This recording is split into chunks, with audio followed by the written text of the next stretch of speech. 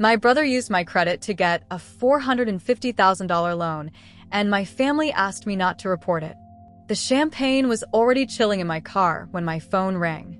I was sitting in the parking lot of First National Bank of Atlanta, keys dangling from my fingers, staring at the building where I was about to become a homeowner for the first time in my 32 years. After 6 years of saving every penny for my marketing job, sleeping on my friend Maya's couch for 8 months, and eating ramen until I could recite the flavor packets by heart, I was finally here. The caller ID said First National Mortgage. My stomach flipped. Ms. Johnson? The voice was clipped, professional. Not Janet, my usual loan officer. Yes, this is Amara. This is Robert Chun from Fraud Prevention. I need to discuss irregularities with your credit report before we can proceed with today's closing. The champagne bottle suddenly felt heavy. Irregularities. Ma'am, your credit utilization is at 127%. You have an outstanding $450,000 mortgage on a Charleston property originated 18 months ago. I laughed out loud. That's impossible. I've never been to Charleston. I definitely don't have a $450,000 mortgage. The loan was co-signed with Devin Johnson. Same last name. Is this a relative? My blood turned to ice. Devin is my brother. The address matches yours. Social security number matches. The electronic signatures. He paused. Ma'am, you need to come in immediately. Not for your closing. That's postponed indefinitely. You need to speak with our security team. I sat in that parking lot for 15 minutes, staring at the champagne like it belonged to someone else's life.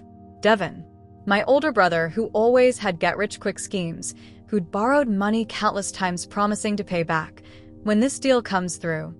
Devin, who'd been radio silent for months except for brief texts and one awkward Christmas dinner. By evening, I was in my parents' East Atlanta kitchen. Mom hummed while stirring her famous chicken and dumplings, but the smell that usually felt like a warm hug now made my stomach turn. Baby girl. She beamed, then her face fell. Why do you look like somebody died? Didn't you close today? No, Mama. Because apparently I already own a house. In Charleston. A $450,000 house I've never seen or signed for. The wooden spoon went still. For 3 seconds, her face went blank. Then she recovered, but not fast enough. That doesn't make sense. Devin co-signed with me. Use my credit, my information. Ring any bells. Mom turned back to the stove, stirring vigorously. Banks make mistakes all the time. Mama, look at me. Do you know anything about this? She wouldn't meet my eyes. Why would I know about your brother's business? So, it is Devin's business. The spoon clattered. I didn't say that. You just did. Mama, what's going on? Dad walked in wearing his postal uniform, looking tired from 30 years of government work. He took one look at us and stopped. What's the shouting about? Your daughter thinks Devin did something with her credit, Mom said defensively. He didn't do something. He stole my identity and took out a $500,000 loan. Dad's lunchbox hit the counter. He what? I explained everything. Dad listened, his jaw tightening with each detail. When I finished, the kitchen was silent except for a bubbling pot. Where is Devin? Dad's voice was dangerous.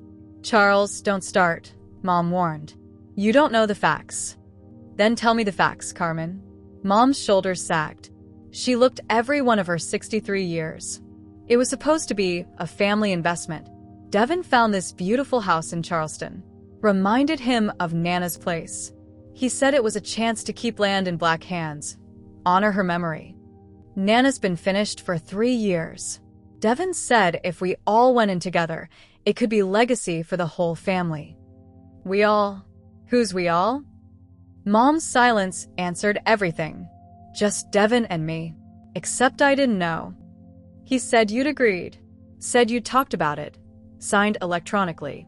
Said you were excited about the investment. Dad stared at Mom like he'd never seen her. Carmen, please tell me you're not saying what I think you're saying. Devin needed a co-signer with good credit. His credit is. She waved vaguely. You know Devin. And Amara's score is perfect. Because I pay my bills. Because I don't expect others to clean up my mess. It's not a mess. It's an investment. Devin's fixing the house, getting it ready to flip. $600,000, maybe more.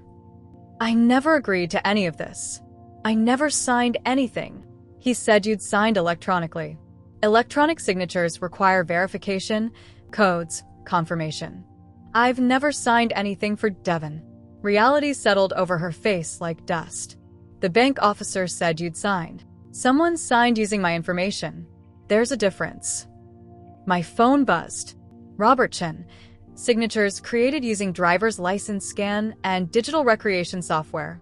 Very sophisticated. Need meeting tomorrow, 9 a.m. This appears to be identity theft. I showed them the message. Devin scanned my license. Created fake signatures. This wasn't family investment. This was premeditated identity theft. Mom slumped against the counter.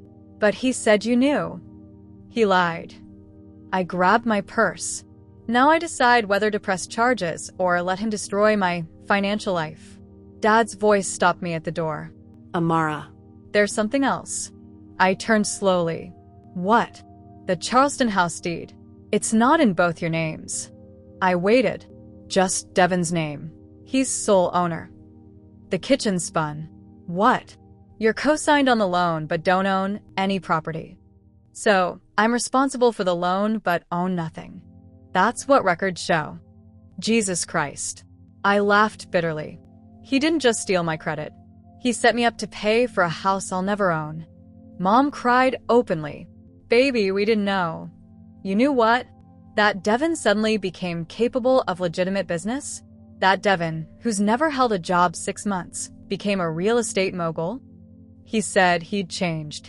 People don't change, Mama. They just get better at hiding who they are. I walked out, leaving them with their chicken and dumplings and willful blindness. But sitting in their driveway, one thought kept running through my mind. When had Devin gotten my driver's license? And how long had he been planning this?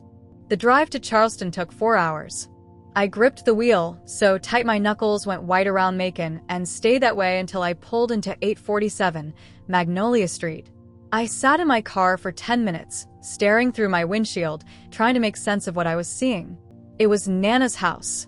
Not a house that looked like Nana's. It was literally my grandmother's Victorian cottage, with its wraparound porch and crooked second-floor shutter she'd always meant to fix. The same house where I'd spent every summer until 16, where Nana taught me to make peach cobbler and told stories about our ancestors who'd bought this land with freedom papers. The same house supposedly sold after Nana's funeral to pay medical bills. My legs felt unsteady walking up the porch steps.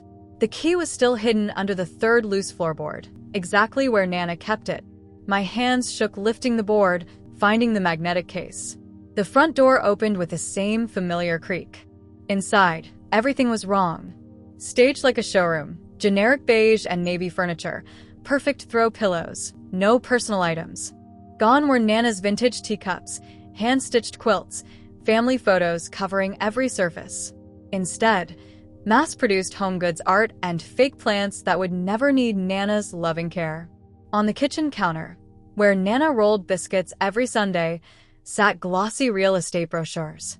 Coastal Charleston luxury living. Historic Victorian, fully renovated, $650,000. $650,000. For Nana's house. I picked up the brochure with trembling fingers. Photos showed every room styled to perfection, all traces of my grandmother erased. Charming 1920s Victorian in historic Gullah district. Original hardwood floors, updated kitchen, prime vacation rental investment location. Vacation rental investment. They wanted to turn Nana's house, where 4 generations lived, where my great-great-grandmother hid runaway slaves in the root cellar, where Nana raised 3 children alone, into Airbnb for tourists. In Nana's old sewing room, I found more paperwork. Purchase agreements, renovation estimates, rental projections. At the bottom, an unsigned contract. Cash buyer, quick close. Coastal Properties, LLC. Sale price, $625,000. Devin wasn't flipping to some random buyer. He was selling to developers who'd probably tear it down for condos. I sank into the staged armchair, polyester monstrosity Nana would have hated, trying to piece together how Devin got control of Nana's house, convinced our parents it was family investment, and used my credit to finance renovations so he could sell our heritage to developers. This land has seen too much to be lost to folks who don't understand its worth, Nana used to say on evening porches, watching sunset over Salt Marsh. She'd tell me about her grandmother, born into slavery on a rice plantation inland, who walked to Charleston after emancipation with nothing but determination to own something that couldn't be taken. Your great-great-grandmama Sarah scraped together every penny for 3 years to buy this lot. $40, a fortune to a woman who'd never owned the dress on her back. But she knew something white folks didn't understand then, or now: land ain't just money. It's belonging somewhere. Having a place that's yours, that children and grandchildren can point to and say, "This is where we come from." I'd loved those childhood stories, but as I got older, they felt like ancient history. I was modern with college degree and marketing career. I lived in Atlanta, shopped at Target, dated guys for maps. What did I need with an old coastal house? Now, sitting in this sterile version of Nana's home, I understood what I'd lost. This wasn't just a house. This was proof we'd survived. Physical manifestation of every ancestor's sacrifice, every deferred dream, every saved dollar. And Devin was selling it for vacation condos to people who'd never heard of Gullah culture, who'd never understand every board was paid for with blood and hope. My phone buzzed. "Mom, baby, please come home. We need to talk as a family." As a family, like we were a team. I looked around the living room where Nana hosted Christmas dinner for 23 people annually, where she taught me to braid hair and said I was beautiful when school kids disagreed. Where she held me through first heartbreak, promising someday I'd find someone who deserved me. Devin took all that and made it investment opportunity. I walked to the front window, looking out at Salt Marsh where Nana took me collecting shells and watching for dolphins. Late afternoon sun set the water on fire, just like when I was 8 and believed everything beautiful lasted forever. But something else caught my eye. In the driveway sat a white pickup, Coastal Properties, LLC. I wasn't alone. Through the kitchen window, I saw a man in khakis and polo walking the backyard, taking tablet photos. He looked like every development scout, young, white, oblivious to standing on sacred ground. I grabbed the unsigned contract and walked outside. "Excuse me, are you here about the house?" He looked up, startled, then relaxed. "Oh, you must be from staging. Great job on the interior, really brings out potential." "Actually, I'm the co-owner." The lie came smooth as silk. Reviewing final details before signing. His face lit up. "Fantastic.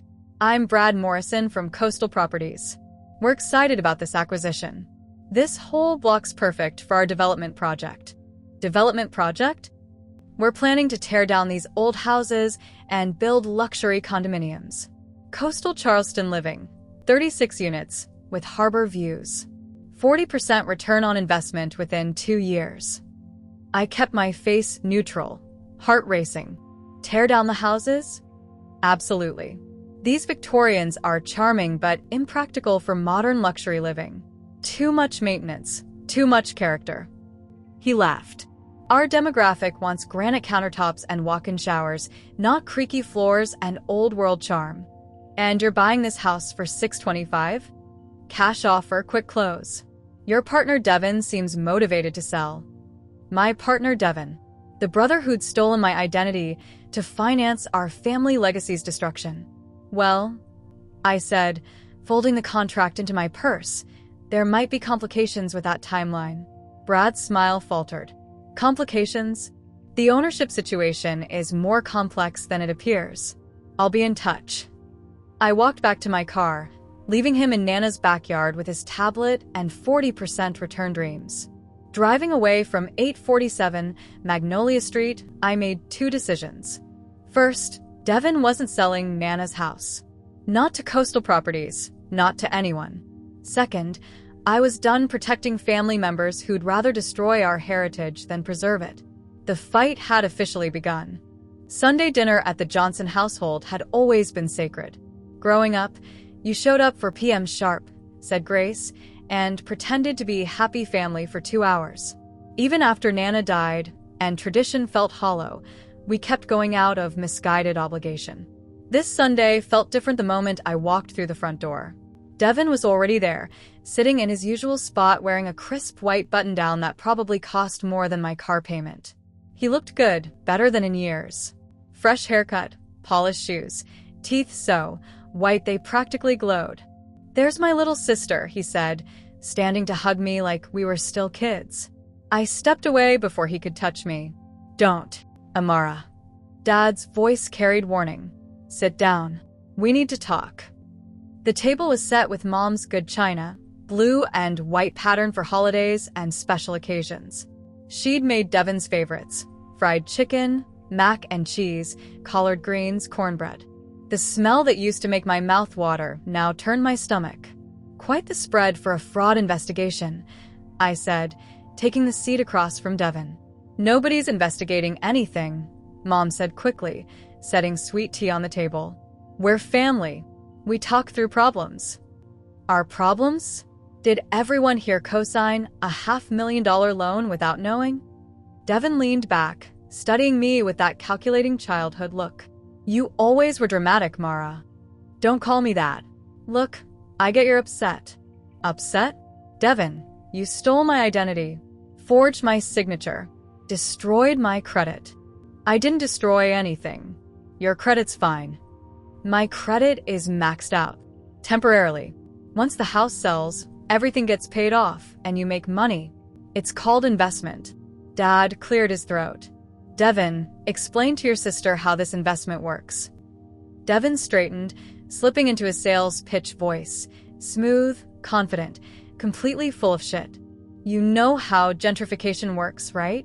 White developers come into black neighborhoods, buy cheap, flip, and sell to other whites for triple price. Black families get pushed out, lose generational wealth."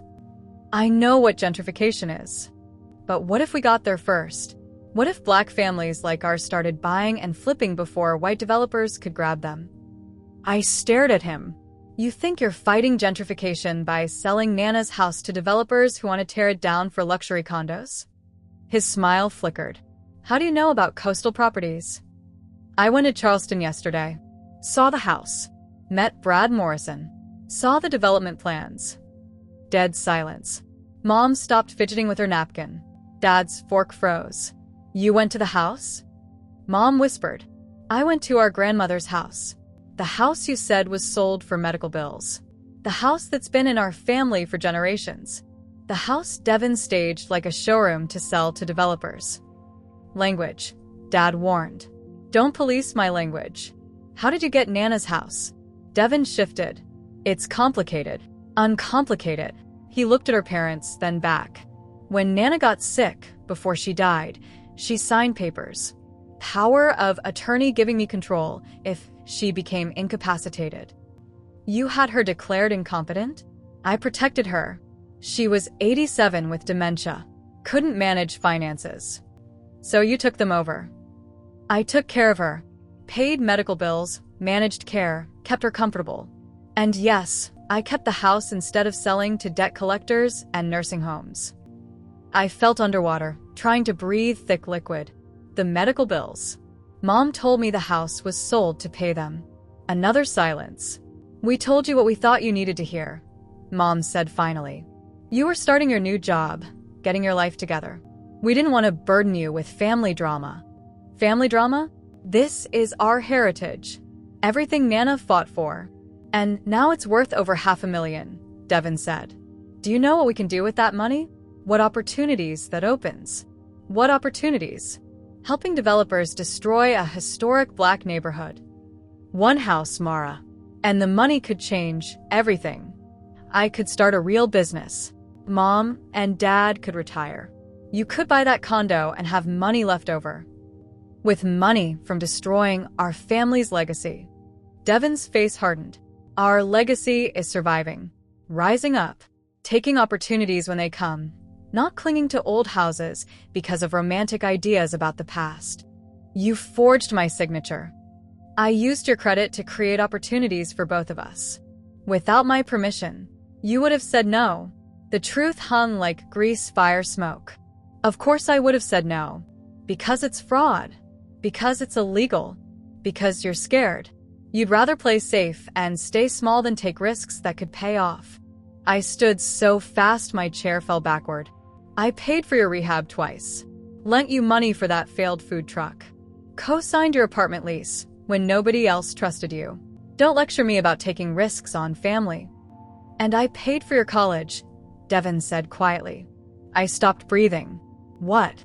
Your college tuition. Senior year, when Dad got laid off and you were dropping out because they couldn't afford it. Where do you think that money came from? I looked at my parents. Dad stared at his plate. Mom cried silently. That's settlement money from my car accident. $15,000. I could have used it for anything. But I gave it all to Mom and Dad for your tuition because I believed in you. Because I wanted you to have opportunities one never had. My knees felt weak. I gripped the chair.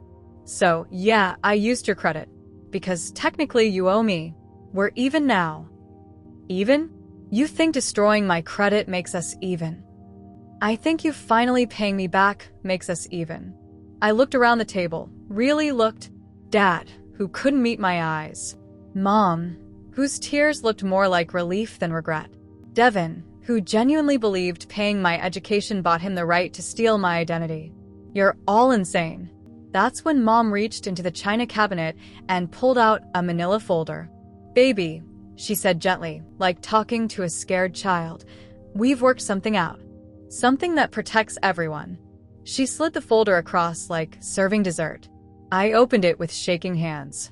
Legal document on law firm letterhead. Mutual non-disclosure and family preservation agreement. This is a non-disclosure agreement. It protects the family, Mom said. Everyone agrees not to discuss this with outsiders, including law enforcement.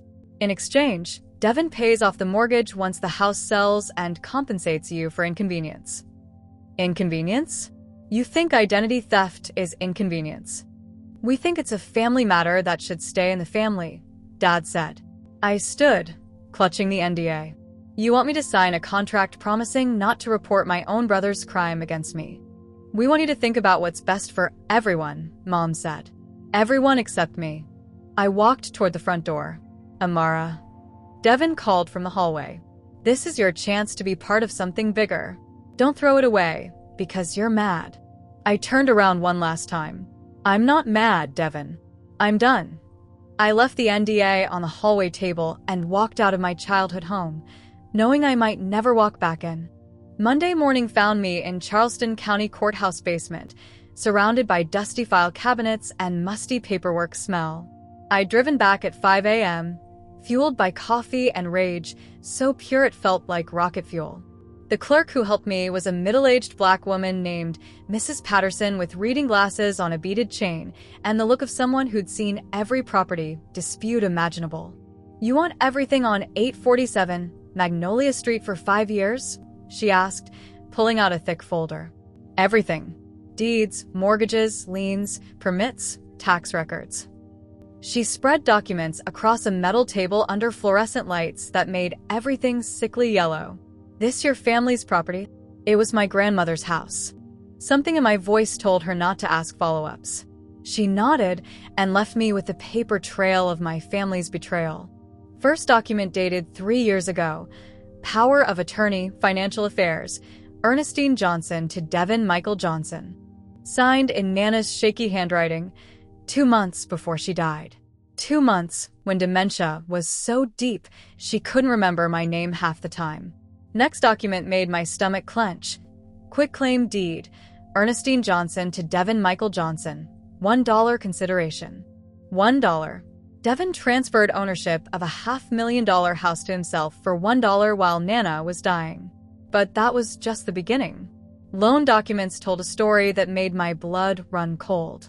Original mortgage, $450,000, exactly what Robert Chin told me. But there were 2 refinancings, one 6 months ago for $525,000, another 3 months ago for $580,000. Devin had pulled out an extra $130,000 in cash using my credit. Mrs. Patterson, can you explain these refinancing documents? She came over, adjusting her glasses. Looks like the borrower kept taking cash out. See here? Cash to borrower, $75,000. And here, $55,000. So he borrowed against the house's value and took the difference. Right. Pretty common with flip properties. Folks use equity to fund renovations or buy more properties. What about this? I pointed to occupancy status, marked owner-occupied primary residence on all 3 applications. Mrs. Patterson frowned. That means the borrower claimed they lived in the house as main home. Gets better interest rates, but it's supposed to be verified. I showed her photos of the staged house. Does this look like someone's primary residence? Her frown deepened. Honey, this looks like a house sitting empty for months. Lying about occupancy status was mortgage fraud. Devin hadn't just stolen my identity.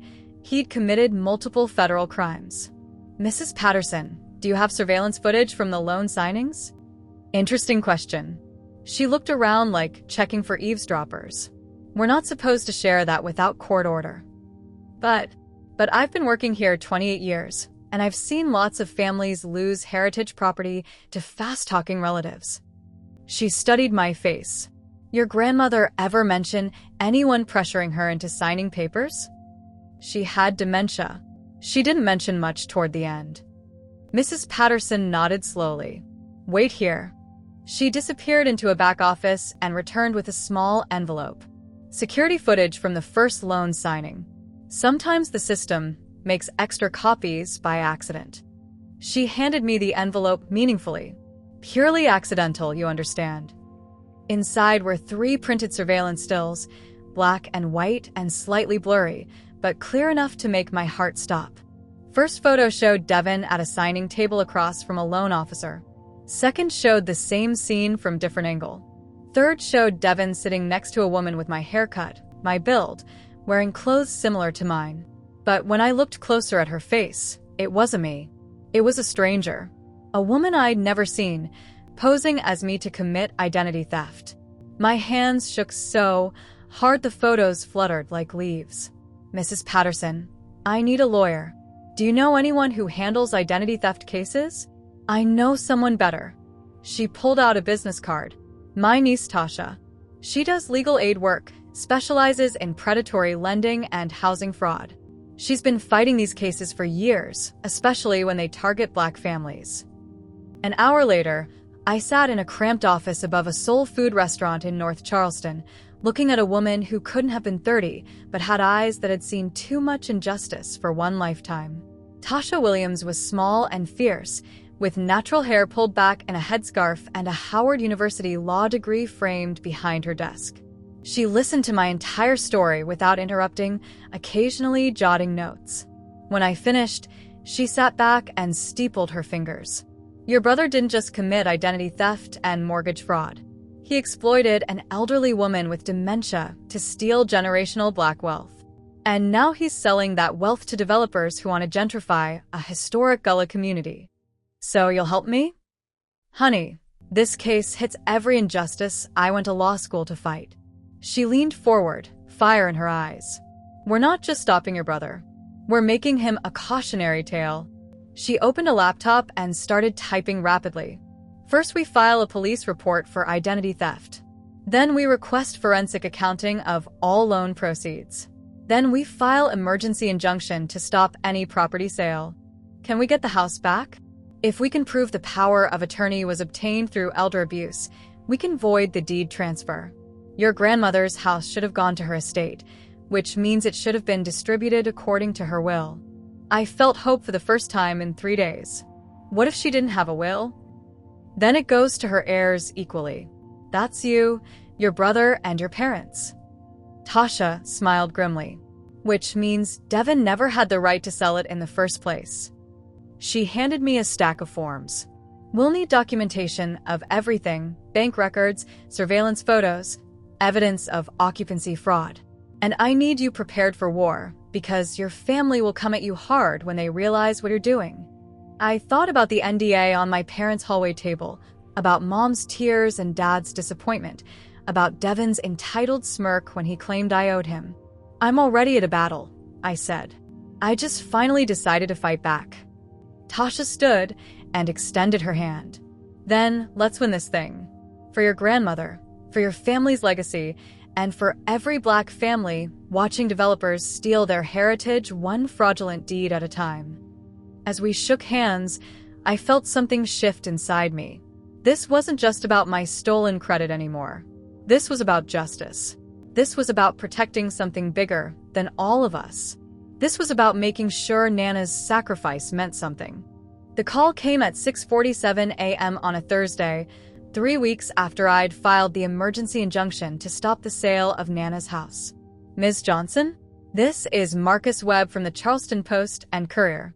I'd like to speak with you about your brother's real estate activities. I was barely awake, standing in my Atlanta kitchen, pouring coffee with one hand. I'm sorry, what? I'm investigating predatory real estate schemes targeting Gullah families in Charleston. Your case came up in my research, and I think you should know, your brother's operation is much bigger than one house. 2 hours later, I sat in a downtown Charleston Starbucks, staring at a laptop screen that made my blood run cold. Marcus was a young Black reporter with horn-rimmed glasses and the intensity of someone who'd found his calling. Spread across his laptop were property records, loan documents, and newspaper clippings painting a picture I never could have imagined. Your brother has been involved in at least 12 property transactions in the past 2 years, Marcus said, scrolling through a spreadsheet. All in historically Black neighborhoods. All targeting elderly homeowners or estate properties. 12. 12 I can verify. Look at this pattern. He pointed to the screen. Power of attorney signed by 83-year-old woman with dementia, then immediate property transfer to Devin Johnson. Power of attorney signed by 89-year-old man in hospice care, then immediate property transfer to Devin Johnson. My stomach turned. He's been doing this to other families and selling to the same development companies. Coastal Properties, LLC, has bought 8 properties from him in 18 months. They're systematically erasing Gullah heritage sites to build vacation rentals. I thought about Brad Morrison with his tablet and casual talk about tearing down charming but impractical houses. How did you find out about my case? Court filings are public record. Your injunction request mentioned identity theft and mortgage fraud related to Gullah heritage property. It fit the pattern I've been tracking. Marcus leaned forward. I think your brother's operation involves forged documents, identity theft, and possibly elder abuse on a scale that goes way beyond family disputes. Would you be willing to go on record? What does that mean? It means the story goes public. Your name, your case. Everything becomes part of a larger investigation into predatory practices targeting Black families in Charleston County. I stared at the laptop screen, at the list of addresses representing real families, real losses, real heritage destroyed for profit. Do the other families know what happened to them? Some do. Some suspect. Most were told by relatives that the sales were necessary or beneficial. Marcus's voice was quiet. Sound familiar?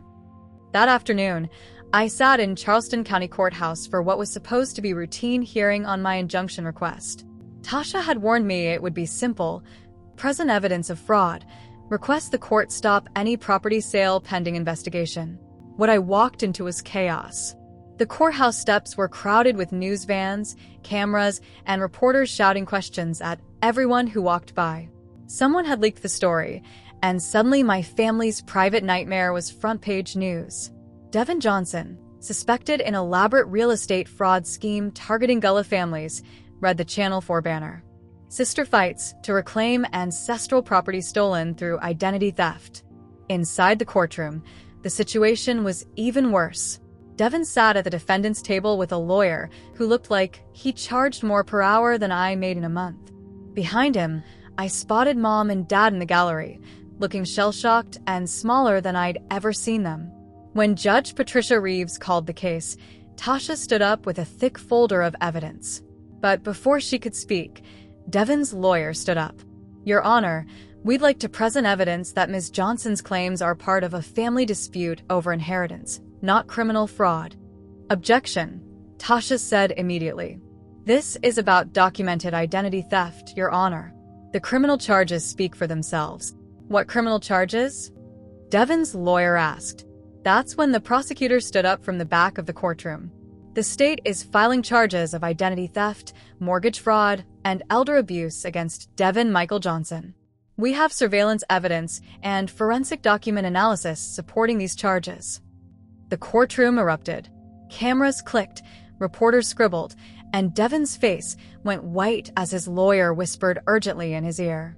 But the real shock came when Judge Reeves called for order and announced that the court had received additional information relevant to the case.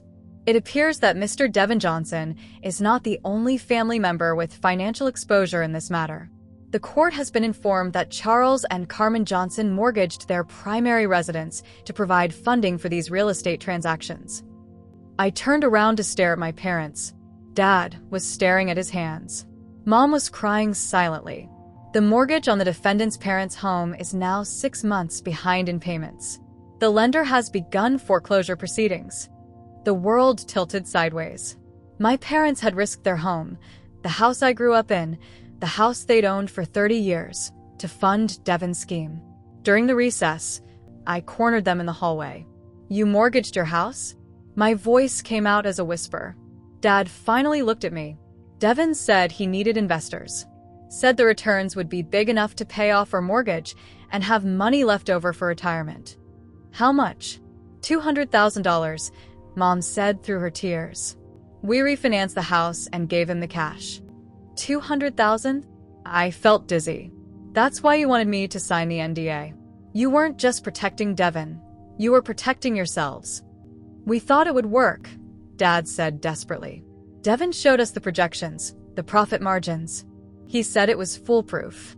And when it wasn't foolproof, you decided I should take the fall to save your house. Mom grabbed my arm. Baby, we didn't know what else to do. If Devin goes to prison, if the scheme falls apart, we lose everything. Our house, our retirement, everything we've worked for. I stared at them, these people who'd raised me, who'd taught me right from wrong, who'd sat in church every Sunday listening to sermons about honesty and integrity. So, you chose your house over your daughter's future. We chose our family, Dad said quietly. No, I said, pulling away from Mom's grip. You chose Devin. You've always chosen Devin. Judge Reeves didn't waste time with lengthy remarks. Based on the evidence presented, including surveillance footage and forensic document analysis, this court finds sufficient evidence of identity theft and mortgage fraud to grant the plaintiff's emergency injunction. All sales of the property at 847 Magnolia Street are hereby prohibited pending criminal trial. The gavel came down like thunder. Outside the courthouse, reporters surrounded me with microphones and cameras. Marcus Webb stood at the edge of the crowd, filming with his phone. Ms. Johnson, how does it feel to know your family's case has exposed a larger scheme targeting elderly Black homeowners? I looked directly into the camera. It feels like my grandmother's voice is finally being heard, I said. And it feels like justice is just getting started. That night, the story led the local news. The next morning, it was picked up by national outlets. By afternoon, the FBI had announced they were opening an investigation into predatory real estate practices targeting Gullah communities. Devin's empire was crumbling, one headline at a time. But as I sat in my hotel room, watching my family's destruction play out on CNN, all I could think about was Mom's tear-stained face in that courthouse hallway. Some victories taste like ashes in your mouth. 6 months later, I stood on the front porch of 847 Magnolia Street, holding a deed with my name on it and watching a crew from the Charleston Community Heritage Project hang a bronze plaque beside the front door. Ernestine Johnson Heritage Center, it read. Preserving Gullah culture and supporting land rights for coastal families. The morning was crisp for October, with golden light that made the salt marsh behind the house look like a painting. I could hear hammering from inside the house, where volunteers were converting Nana's old sewing room into a legal aid clinic, and laughter from the backyard, where local kids were helping plant a community garden. Devin's sentencing had been 3 weeks ago. 18 months in federal prison for identity theft, mortgage fraud, and elder abuse. Tasha said he got off light because he'd agreed to testify against Coastal Properties LLC and help prosecutors trace the money trail through all 12 properties he'd fraudulently obtained. I hadn't gone to the sentencing. Some bridges, once burned, leave scars too deep for forgiveness. My parents had been luckier, if you could call it that. The prosecutor decided not to charge them as co-conspirators in exchange for their testimony and cooperation. They'd lost their house anyway. The foreclosure went through while Devin was awaiting trial. Last I heard, they were renting a small apartment in East Atlanta and Dad had gone back to work part-time at the post office. Mom called every few weeks, leaving voicemails I couldn't bring myself to return. The last one had been about wanting to see the Heritage Center, wanting to be part of preserving Nana's memory. I deleted it without listening to the whole message. Amara? Marcus Webb's voice pulled me back to the present. He was holding a notebook and wearing that same intense expression he'd had in the Starbucks 6 months ago. Ready for the interview? As ready as I'll ever be. He'd been covering the Heritage Center story from the beginning, documenting how we'd turned a case of family fraud into something that helped other families protect their land. The article would run in Sunday's Post and Courier, part of a larger series about Gullah families fighting back against gentrification. We sat on the porch swing, the same swing where Nana used to tell me stories about our ancestors, and Marcus set up his recording equipment. "Tell me how this all started," he said. "It started with a lie," I said, looking out at the marsh grass swaying in the breeze. My brother told my parents he was investing in family heritage when he was really destroying it. But sometimes the worst lies force you to find truths you didn't know you were looking for. After Devin's conviction, the house had reverted to Nana's estate, just like Tasha predicted. As the only family member not complicit in the fraud, I'd inherited it free and clear. For about 5 minutes, I'd considered selling it and using the money to restart my life. Then I'd remembered Nana's stories about her grandmother Sarah, who'd saved $40 to buy this land because she understood that ownership meant more than money. It meant belonging somewhere. The Ernestine Johnson Heritage Center was my attempt to honor that understanding. We provided free legal aid to elderly homeowners facing predatory lending or deed fraud. We offered financial literacy classes to help families understand their rights. We maintained a database of heritage properties so families could research their land's history before making decisions about selling. Most importantly, we'd created a land trust program that allowed families to donate or sell heritage properties to the community rather than to developers, ensuring they'd remain in Black hands forever. "How many families have you helped so far?" Marcus asked. 43 families have kept their properties with our legal assistance. 8 heritage properties have been donated to the land trust. And we've documented the histories of over 200 Gullah families so their stories won't be lost. What I didn't tell Marcus was how the work had saved me as much as I'd saved anyone else. Every family I helped protect their land felt like a small piece of redemption for what my own family had tried to destroy. Tasha appeared in the front doorway, grinning and covered in paint from helping set up the children's art therapy room upstairs. "We've got company," she announced.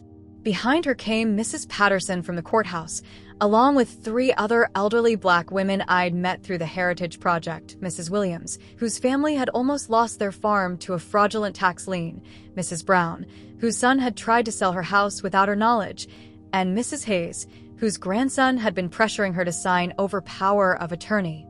"Ladies," I said, standing up to hug each of them, "what brings you by?" "We wanted to see the finished product," Mrs. Patterson said. "And to thank you properly." Mrs. Williams pulled a covered dish from her bag.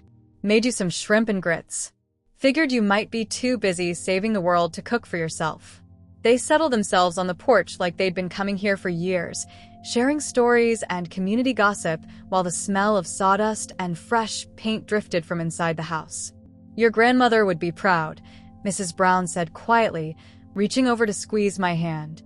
"Sarah Johnson didn't save up $40 to buy this land so it could be lost to folks who don't understand its value. She bought it so it could be a foundation for something bigger." I looked around at the women who'd become my chosen family, at the volunteers working inside the house, at the bronze plaque that would tell future generations what this place meant. Marcus was right when he'd said Devon's scheme was bigger than one house. But so was the response it had inspired. "You know what the strangest part is?" I said, settling back into the porch swing. "I spent so much of my life trying to get away from this place, from these old stories about land and legacy. I thought I was too modern for all that. And now?" Tasha asked. I smiled, feeling the weight of the deed in my pocket and the strength of the community around me. "Now I understand that being modern doesn't mean forgetting where you come from. It means building something new on the foundation your ancestors gave you." As the sun set over the salt marsh, painting the sky in shades of orange and pink that Nana would have loved, I realized something that would have surprised the woman who discovered this fraud 6 months ago. I was exactly where I belonged,